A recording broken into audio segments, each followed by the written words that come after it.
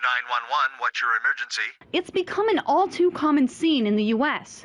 Less than a month into the new year, public shootings have dominated headlines, leaving dozens dead and many more fearing for their safety.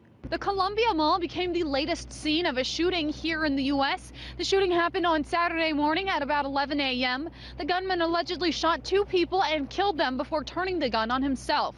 Police officers, SWAT, and first responders arrived on the scene in 2 minutes. Using lessons from previous public massacres, they immediately entered the mall rather than waiting to secure the surrounding area.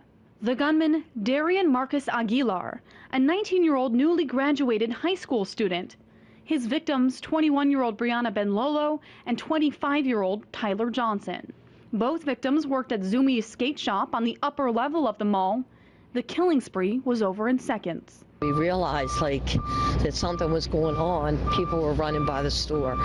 So, and then there was another one right behind that. So it was like 3 shots. So we got the gates closed, pulled the gates down, locked the doors, and got all of our customers in the back room, and we all hid. I just ran, and went where I saw other people going and was just trying to get to safety. Now police are trying to figure out the shooter's motives and why these tragedies continue to occur. We have about 100 times the rate of gun homicides and violent gun crimes relative to many countries of Western Europe. And we should not be in the business of normalizing violence. Since the beginning of 2014, there have been 7 school shootings across the country in just 14 school days, resulting in 1 shooting every other day. Meanwhile, both Baltimore and Boston have been the scenes of unprecedented gang violence. Just north of the Columbia Mall shooting in Baltimore, newspapers report 16 people were shot and killed within the first 12 days of this year alone. The youngest victim, 16-year-old LeVar Crawford. He was shot 7 times in the back. And then on Tuesday night, yet another gang shooting. Another 19-year-old killed.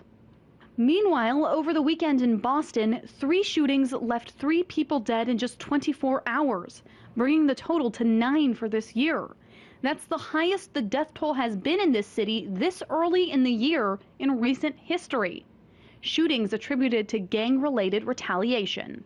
So what is being done to curb this alarming trend? Federal and local lawmakers are coming up with a wide range of responses. In Louisiana, state representatives are debating proposals to restrict sales, forcing gun buyers to complete a safety training course first. But Oklahoma State Senator Nathan Dahm says violence will only decrease if everyone owns a gun, regardless of their training or their state of mental health. He is pushing to eliminate gun licensing and background checks. On a federal level, President Obama confronted the issue during last year's State of the Union address. IDEA's parents, Nate and Cleo, are in this chamber tonight, along with more than 24 Americans whose lives have been torn apart by gun violence. They deserve a vote.